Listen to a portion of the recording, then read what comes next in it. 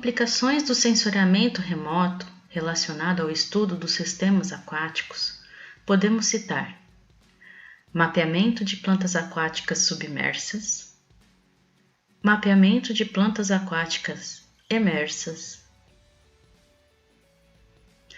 estimativas de biomassa de plantas aquáticas, estudo de poluição das águas,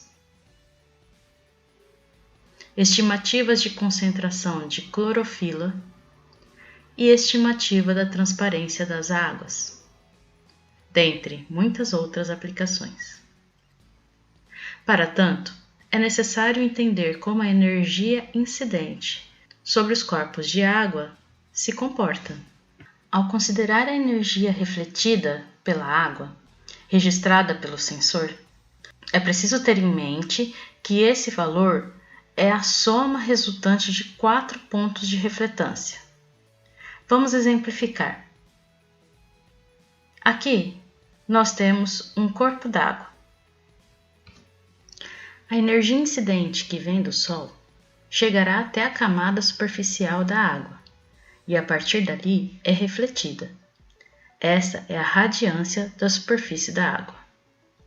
Porém, uma parte dessa energia incidente pode ser espalhada ainda na atmosfera, antes de chegar ao corpo d'água e ser registrado pelo sensor. Essa refletância é considerada um ruído atmosférico, denominada radiância do espalhamento atmosférico.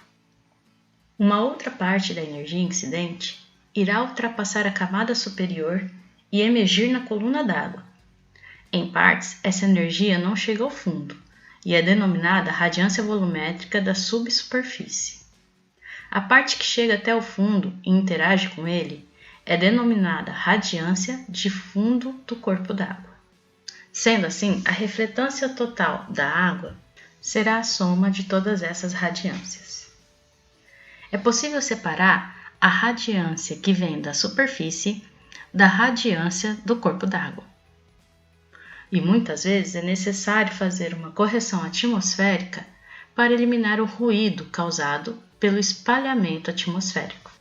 Os dados fornecidos pela radiância superficial, por exemplo, pode dar informações sobre macrófitas emersas, manchas de óleo, velocidade do vento, enquanto a radiância volumétrica e de fundo permitem obter dados sobre profundidade, solo abaixo da coluna d'água, mapeamento de corais, dentre outros. Vamos analisar a assinatura espectral da água. A água pura não possui alta refletância, sendo que a energia mais refletida pelos corpos d'água são as das regiões do violeta e do azul do espectro, fato que é diretamente responsável pela cor azul da água. Porém, à medida que o comprimento de onda da energia incidente aumenta, mais a água absorve essa energia e, portanto, menos a reflete. Por esse motivo, quando pretende-se realizar estudos de qualidade da água utilizando sensores remotos, é necessário utilizar o espectro do visível referentes ao comprimentos de onda entre 400 e 500 nanômetros, luzes do violeta ao azul claro, pois são nesses comprimentos de onda que a luz penetra mais no corpo d'água. Quando analisamos a resposta espectral da água turva, verificamos um comportamento um pouco diferente. O pico de refletância não se encontra mais no azul, e a energia passa a ser totalmente absorvida a partir do comprimento de onda de 900 nanômetros, ou 0,9 micrômetros. Esta água contém uma variedade de constituintes orgânicos e inorgânicos, como sedimentos em suspensão, clorofila e material orgânico dissolvido, que irão influenciar na forma como a energia é refletida. Os sedimentos em suspensão se concentram em corpos d'água interiores e costeiros e provêm de erosão de áreas agrícolas, intemperismos de terrenos montanhosos, erosão costeira, dentre outros. Conforme aumenta a concentração de sedimentos, duas coisas acontecem. Primeiro, há um aumento da refletância da água em todos os comprimentos de onda. Por isso, a água turva aparecerá mais clara, exceto a partir dos 900 nanômetros do infravermelho próximo.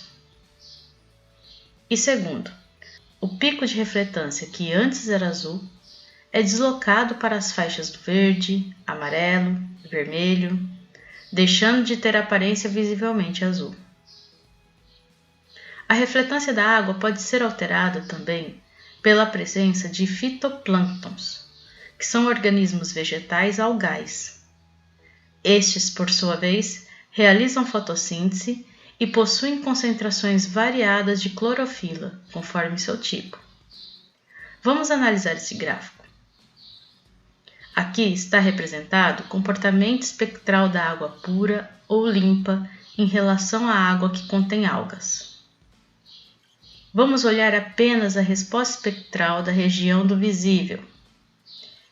Entre os comprimentos de onda de 400 e 500 nanômetros, que correspondem às regiões do violeta, azul anil e azul, existe uma queda na refletância da água que contém algas. Já no comprimento de onda do verde, há um pico de refletância. Isso já permite que identificamos que a água com algas terá a característica de ser mais verde, enquanto a água limpa mais azul. No espectro do vermelho, em torno de 690 nanômetros, há uma queda na refletância. Se você acha que você já viu esse comportamento espectral antes, então você está certo. O comportamento espectral da água que contém algas é similar ao comportamento espectral da vegetação, mas por se tratar de corpos d'água, a porcentagem de refletância se mantém baixa.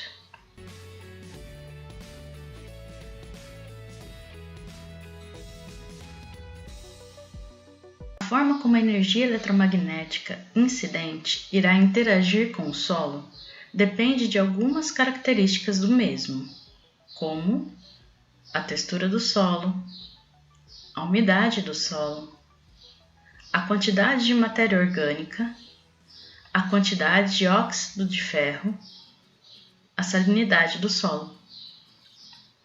A textura e umidade do solo estão correlacionadas. Por exemplo, a diferença entre o solo arenoso e o solo argiloso. Em termos de textura, as partículas do solo argiloso são bem mais finas que as partículas do solo arenoso.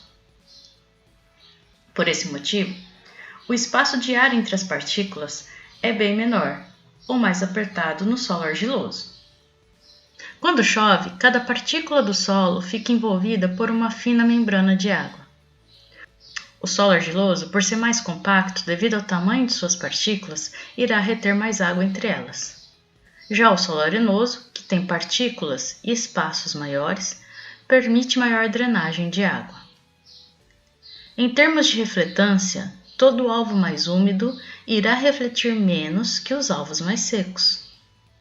Sendo assim, os solos argilosos tendem a absorver mais energia eletromagnética, enquanto os solos arenosos irão refletir essa energia. Isso fica evidente quando nós olhamos a assinatura espectral desses dois solos. Em relação à quantidade de matéria orgânica, no geral, quanto mais matéria orgânica o solo possui, mais ele absorverá energia em todos os comprimentos de onda do visível e infravermelho.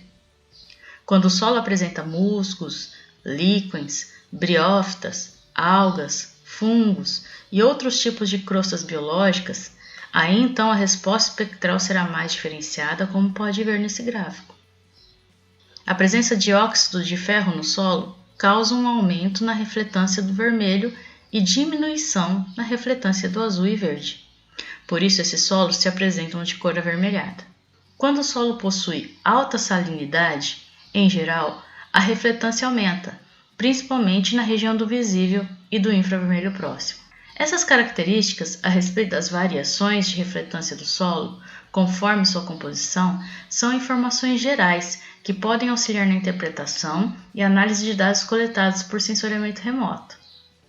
Entretanto, apenas a resposta por meio do sensoriamento remoto não é o suficiente para realizar uma análise correta. sendo utilizado como uma ferramenta auxiliar.